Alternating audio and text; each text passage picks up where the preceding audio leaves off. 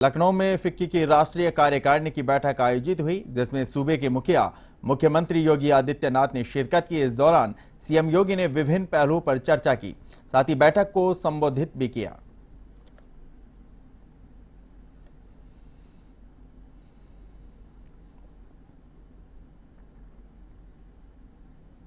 आज आप देख रहे होंगे उत्तर प्रदेश के द्वारा प्रारंभ की गई वन डिस्ट्रिक्ट वन प्रोडक्ट योजना आज भारत सरकार की योजना बन गई है। पूरे देश के अंदर लोकप्रिय योजनाओं में से एक है। इस योजना ने उत्तर प्रदेश को मैन्युफैक्चरिंग के एक हब के रूप में स्थापित करते हुए एक्सपोर्ट हब के रूप में भी बदलने में मदद की है। लगभग 2 लाख करोड़ रुपए का एक्सपोर्ट वर्तमान में उत्तर प्रदेश कर रहा है।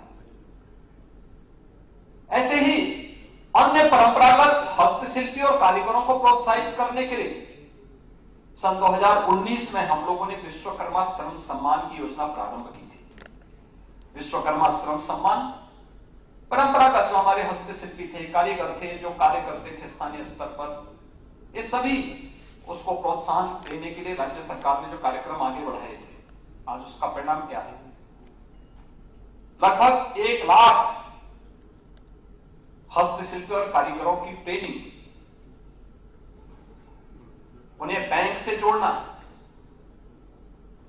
और उन्हें टूल किट उपलब्ध कराने की कार्रवाई हम लोगों ने अब तक संपन्न की है। और मुझे प्रसन्नता है कि यूनियन बजट ने भी इस वर्ष विश्वकर्मा योजना प्रारंभ की है और विश्वकर्मा योजना के अंतर्गत उन्हीं श्रेणियों को आगे प्रोत्साहित करने के लिए जो राष्ट्रपिता महात्मा गांधी के ग्राम स्वराज की परिकल्पना को साकार करता है। मुख्यमंत्री योगी आदित्यनाथ आज मेजर ध्यानचंद की जयंती पर झांसी आ रहे हैं, जहां वे 2009 करोड़ की परियोजनाओं का लोकार्पण और शिलान्यास करेंगे। यहां से वे मां पीताम्बरा के दर्शन करने दतिया जाएंगे। दरअसल सीएम योगी कचहरी चौराहा स्थित शिक्षा भवन में नवनिर्मित लाइब्रेरी का उद्घाटन करेंगे। इसके बाद से रानी लक्ष्मीबाई पार्क पहुंचेंगे। वहां पर मेजर ध्यानचंद की 25 फीट ऊंची मूर्ति का अनावरण करेंगे। साथ ही पार्क में बनाए गए देश के पहले हॉकी म्यूजियम का उद्घाटन भी करेंगे। इस दौरान ध्यानचंद स्टेडियम में सीएम योगी विभिन्न परियोजनाओं का लोकार्पण और शिलान्यास भी करेंगे। इसके अलावा हॉकी ओलंपिक के खिलाड़ियों का सम्मान करेंगे और खेल दिवस पर होने वाले हॉकी मैच का शुभारंभ करेंगे।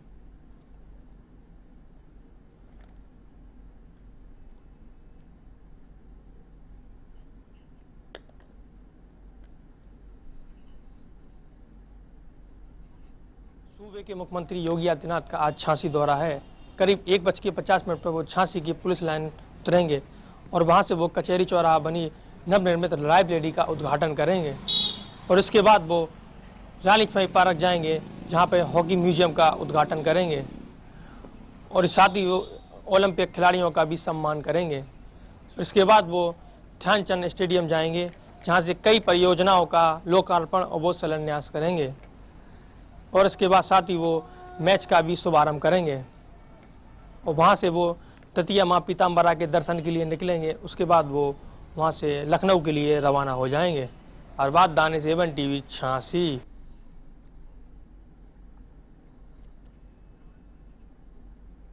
कैबिनेट मंत्री लक्ष्मी नारायण चौधरी अलीगढ़ दौरे पर रहे, जहां जिलाधिकारी कार्यालय में उन्होंने स्वास्थ्य विभाग, विद्युत विभाग, नगर निगम के अधिकारियों के साथ जनता की समस्याओं पर चर्चा की। जिलाधिकारी इंद्र विक्रम सिंह की मौजूदगी में यह बैठक हुई। इस दौरान विधायक अनिल पराशर, मुक्ता राजा, विजया सिंह, ऋषिपाल सिंह, मानवेंद्र प्रताप सिंह, रविंद्र पाल सिंह समेत अनेक नेताओं ने जनता की समस्याओं से अवगत करवाया। वहीं कैबिनेट मंत्री लक्ष्मी नारायण चौधरी ने ग्रामीण क्षेत्रों में रामगढ़, पंजीपुर, भरेती, महेशपुर की विद्युत आपूर्ति पूरी न होने पर अधिकारियों को जमकर लताड़ लगाई।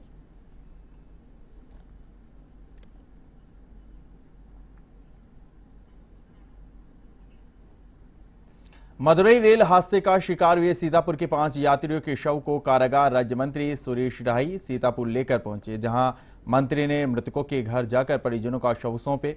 इस हादसे में जान गंवाने वालों में हरीश भसीन पप्पू, शत्रुदमन सिंह, अकुल कश्यप, दीपक कश्यप और मिथिलेश कुमारी हैं। इस दौरान डीएम अनुज सिंह, एसडीएम सदर ज्ञानेंद्र द्विवेदी मृतकों के परिजनों को ढांढस बंधवाया। बता दें कि सीतापुर के आदर्श नगर मोहल्ले से सर्वाधिक 9 लोग इस धार्मिक यात्रा पर गए थे, जिसमें से 2 लोगों की मौत हो गई। इस अवसर पर राज्य मंत्री सुरेश राही ने कहा कि मदुरै रेल हादसा बहुत दुखद है। हम अमोसी एयरपोर्ट से शवों को लेकर आए हैं। शोकाकुल परिजनों के साथ सरकार हर कदम पर खड़ी है। जहां तक ट्रेन में सिलेंडर ले जाने का प्रश्न है तो वह जांच का विषय है।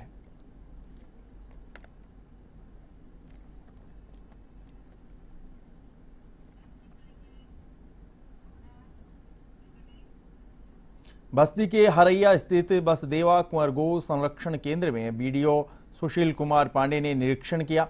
इस दौरान उन्होंने यहां पर पशुओं के रखरखाव के बारे में विस्तार से जानकारी ली, साथ ही साफ सफाई सहित अन्य मामलों पर चर्चा की। वहीं प्रधान प्रतिनिधि सर्वेश कुमार वर्मा ने बीडीओ को तमाम जानकारी प्रदान की, जिस पर बीडीओ ने भी गो संरक्षण केंद्र की तारीफ कर आवश्यक दिशा निर्देश दिए।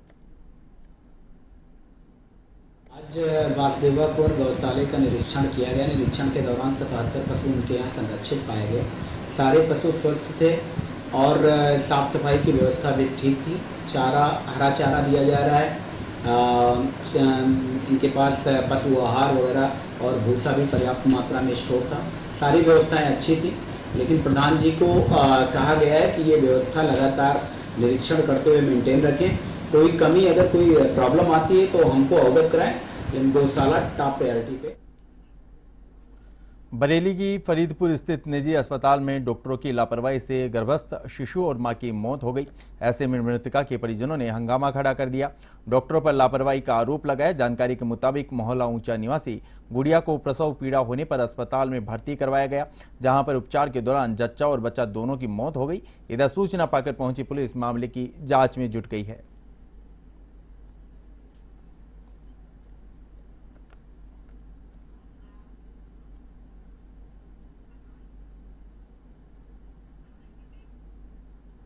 संभल के जुनवाई क्षेत्र में पुलिस की खौफ खत्म हो गया है। यहां महज 2 महीने में हत्या की दूसरी वारदात सामने आई है।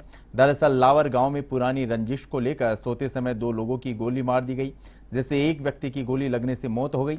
वहीं दूसरा व्यक्ति घायल है, जिसे हायर सेंटर अलीगढ़ रेफर किया गया है।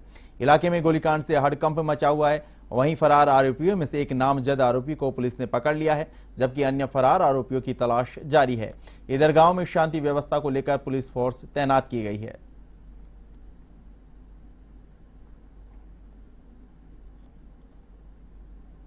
थाना जुनवाई के ग्राम लावर में 2 व्यक्तियों को गोली लगने की पुलिस को सूचना मिली, जिसमें तुरंत मौके पर थाना पुलिस पहुंची, जहां पर यह ज्ञात हुआ कि प्रताप सन ऑफ गंगा सहाय और उमेश सन ऑफ रघुवीर अपने घेर में सो रहे थे, जहां पर उनको गोली लगी।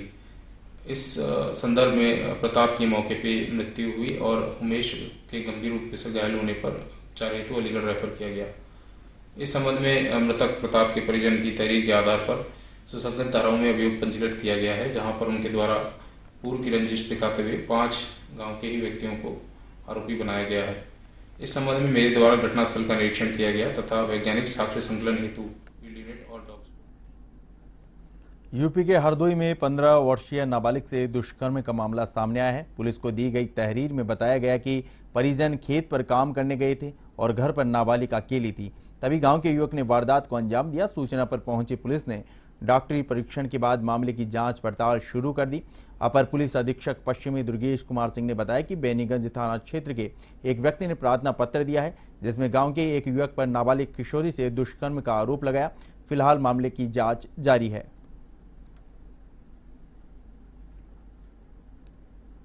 हम मियाँ बीवी दोनों लोग घास छीलने गए थे भैंस को, और वहाँ से घास छील के आए तो लड़की हमको घर में नहीं मिली। घर में जब नहीं मिली तब मैं ढूंढना चालू कर दिया दहने बाएं। थोड़ा मेरे गांव के पास एक जंगल पड़ता है, वहाँ बठिया ठिया लगी हैं, एक आश्रम बना हुआ है, वहाँ भी देखा दुखा, वहाँ भी नहीं लड़की मिली। बाद में अपने भतीजे को मैंने बुलाया, दूसरा भतीजा था उसको बुलाया। उसको बुला करके मैंने कहा भैया नेहा देवी जो है गायब है, इसको जो है ढूंढो। बाकी हम वहाँ से दहने बाएं जो खेत गए थे, खेत से बगिया गए, बगिया में वहाँ नहीं मिली। और उसके बाद में मेरे भाई के पास गए, भाई से बताया, भाई मेरा भैंसे चरा रहा था, वो भैंसे रपटा के घर में बांध दिया।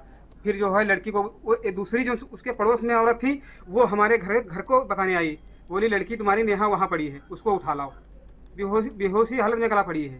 तो हमने कहा अब हम जाएंगे नहीं वहाँ। जब पुलिस को 100 नंबर को फ़ोन किया, 100 नंबर गई, तो उसके साथ में जब 100 नंबर गई तब लड़की को उठा करके मैं अस्पताल लाया। ये थाना बेनीगंज के कल्याणमल क्षेत्र का मामला है। इसमें एक व्यक्ति द्वारा इस आशय का तहरीर दिया गया है कि उसकी नाबालिग पुत्री, जिसकी उम्र करीब 15-16 वर्ष है, गांव का ही एक व्यक्ति घर में अकेला पाकर गलत काम किया और घर के और ये लोग इनके परिजन बाहर गए थे खेतों में काम करने के लिए। इस तहरीर पे अभियोग पंजीकृत किया जा रहा है और शीघ्र ही उसको अभियुक्त को गिरफ्तार करके अन्यावश्यक विधिक कार्रवाई पूर्ण की जाए। बाराबंकी जिले से होकर गुजर रही सरयू नदी में आई बाढ़ से करीब 50 गांवों का जनजीवन पटरी से उतर गया है। इस समय नदी का जलस्तर खतरे के निशान के आसपास है। बाराबंकी जिले के रामनगर और सिरोली गोसरपुर तहसील क्षेत्र में नदी अपना कहर बरपा रही है। इधर रामनगर तहसील क्षेत्र के कई गांवों में नदी तेजी से कटान कर रही है, जैसे जमका, खुज्जी और सलसंडा गांव के लोगों में दहशत है। यहां अब तक 30 मकान और कच्ची झोपड़ी नदी में समा चुकी हैं। वहीं बहराइच बॉर्डर पर बसे खुज्जी गांव के प्राथमिक विद्यालय और 14 मकान नदी में समा गए हैं। इस स्कूल में करीब 7 किलोमीटर दूर से लगभग 185 बच्चे पढ़ने आते हैं। वहीं रामनगर एसडीएम ने कहा कि इस समय स्थिति नियंत्रण में है और रामनगर तहसील क्षेत्र में कटान से स्थिति ज्यादा खराब हो रही है। किसी को किसी भी प्रकार की समस्या नहीं होगी। जनपद बाराबंकी तहसील रामनगर में बाढ़ राहत कार्यों की स्थिति इस प्रकार रही। आज कुल 5 नावों का संचालन किया गया है तथा मेडिकल कैंप में कुल 60 व्यक्तियों का इलाज किया गया है। कुल 9 पशुओं का इलाज किया गया है तथा 13 पशुओं का टीकाकरण किया गया है। इसके अलावा बाढ़ प्रभावित ग्राम बतनेरा के सर्वाधिक प्रभावित मजरों नलपुरवा, कुर्री और सुंदरनगर के कुल 45 परिवारों को शासन द्वारा निर्धारित मानक राहत किट का वितरण भी किया गया है। बाराबंकी जिले के रामनगर तथा सिरोली गौसपुर तहसील क्षेत्र अंतर्गत स्थित सरयू नदी इस वक्त बेहद उफान पे चल रही है। लगातार तटवर्ती गांव में समस्या बनी हुई है, कहीं पर कटान है तो कहीं पर जलभराव की स्थिति बनी हुई है। बताते चले कि लगातार जो तटवर्ती गांव है वहां पर कटान की स्थिति है। खुज्जी गांव और इसके अलावा और भी ऐसे कई गांव हैं जहां पर जो पंचायत भवन है, सरकारी भवन है, वहां पर कटान हो चुका है। जो सरकारी भवन है वो पूरी तरीके से सरयू नदी में समाहित हो चुके हैं। इस वक्त A1 टीवी की टीम सरयू नदी के घाट पर पहुंच चुकी है और आपको हम नजारा दिखाना चाहेंगे कि दूर दूर तक यहां पर सरयू नदी का जल बेहद उफान पे है। लगातार उफान होने के कारण यहाँ के जो लोग हैं वो डर के साए में हैं। आपको तस्वीरें दिखाएंगे कि यहाँ पर खंभा जरूर लगा है लेकिन यहाँ पर लाइट नहीं है। यहाँ पर सरकारी नल लगा है लेकिन सरकारी नल में पानी नहीं है। ऐसे में यहाँ के जो लोग हैं वो कैसे अपना जीवन यापन कर रहे हैं, यहाँ के लोग हैं और हम लोगों से जानने की कोशिश करेंगे कि किस तरीके से वो अपना जीवन यहाँ पर यापन कर रहे हैं। क्या नाम है आपका? उदयराज। किस तरीके से यहाँ पर जो बाढ़ की स्थिति है तो कैसे आप लोग यहाँ पर रह रहे हैं? अब यहाँ छत पर रहे थे साहब, क्या करिए, यहाँ बड़ी दिक्कत है, कोई सुनवाई है नहीं। कैसी कैसी समस्याएं आ रही? समस्या बहुत लंबी है। पानी भरा रहा थे, सब लोग छत पर रहे थे, खाना छत पर बना थे। यहाँ कोई आ नहीं रहा है और नाव चला है, नाव के पैसा नहीं मिले थे और जी के नाव नहीं हो पैसा बराबर पाए रहा है।